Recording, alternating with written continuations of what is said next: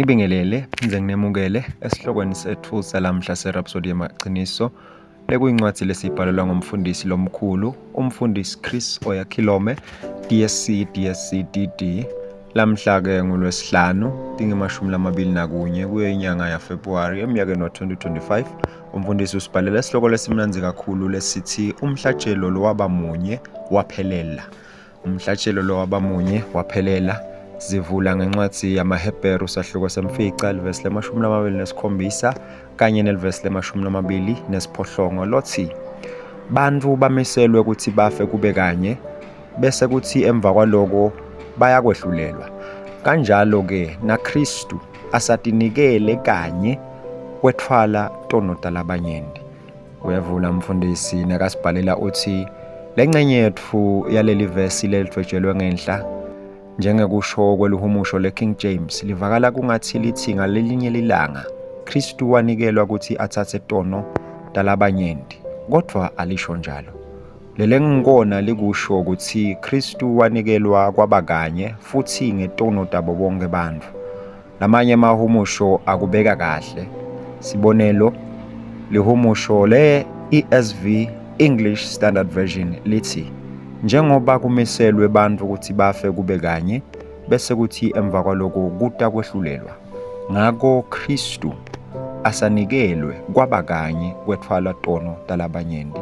KumaHebheru sahluko semfica ivesi le-27 nelivesi le-28. Ligama lenkosi malibongwe. Sichubeka nakufundza umfundisi uthi lokhu kusho ukuthi kude lenye inhlawulo yesono angeke idzingeke futhi. Jesu sewavele wanikelwa futhi ngaleyo mhlatshelo munye konke kwanela. Haleluya. Kwakuyinhlawulo leyabakanye yaphelela. Leli vesi lelendvulelako livesi le-26 lithi ubonakalisiwe kuze asuse sono ngenhlawulo lenguye qobo lwakhe. Waba ngulenhlawulo, wahlawulwa ngeliqobo lwakhe, hayi ngalokunye, hayi ngalomunye umuntu.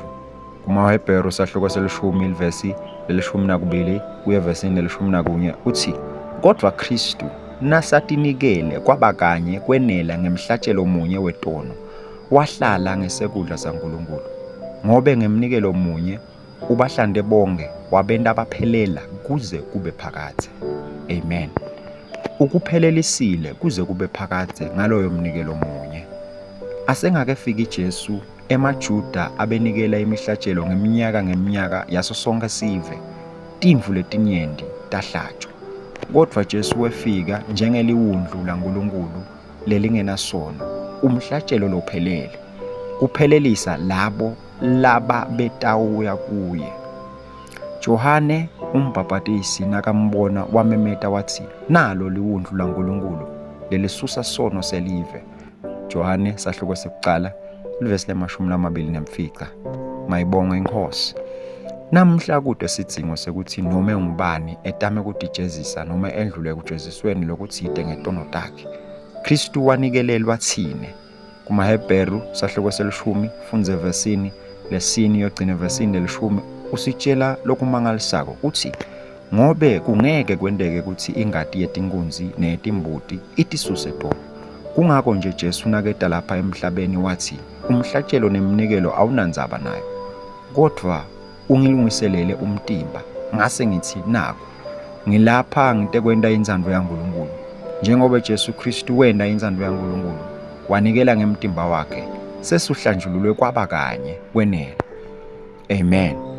Wakho umhlatshelo angeke uze ube ngulowenele. Ngako ke intfo lengcono longayenda kwemukela lo mhlatshelo waJesu endzaweni yakho. Ngalowo mhlatshelo munye wakuphelelisa kuze kube phakathe.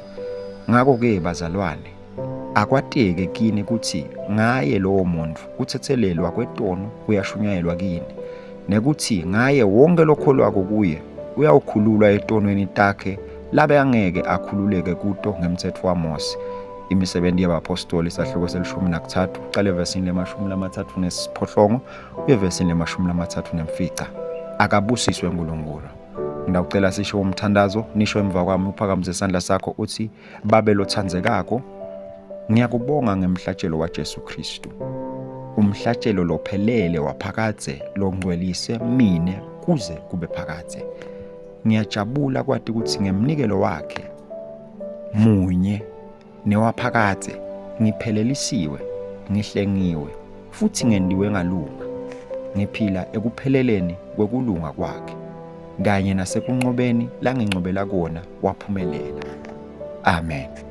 Nawuchubeka nesifundo lamhla utawufunda incwadi yamaHebheru sahluko selishumi uqale evesini lelishumi-2 uye evesini lelishumi-1 ufunze ngeluhumusho lwe-Amplified Classic, ufunze nencwadi yamaHebheru sahluko semfica, ufunze ilivesi le-27 nelivesi le-28 bese ufunza nencwadi yaJohane wekuqala sahluko sesine ufunze ilivesi lelishumi. Na ufunza lihlelo lokufunza iBhayibheli ngeminyaka munye utawufunza incwadi yaMakho sahluko sesihlanu uqale evesini lekuqala ugcine evesini le-20. Uphindze ufunze nencwadi yaLeviticus ufunze sahluko selishumi-9 uyogcina esahlukweni se-21. Na ufunza lihlelo leliBhayibheli ngeminyaka lemibili ufunza incwadi yaMateyu sahluko selishumi-6 uqale evesini lelishumi-3 uyogcina evesini le-20 bese ufunza incwadi ya-Exodus sahluko sesibili. Ligama lenkosi malibongwe. Ngethemba nibusisekile sisafunza sihloko sethu salamhla serhapsodi yamaqiniso kude kube isikhathi lesifanako nibe nelanga lelihle. Inkosi inibusise. Amen.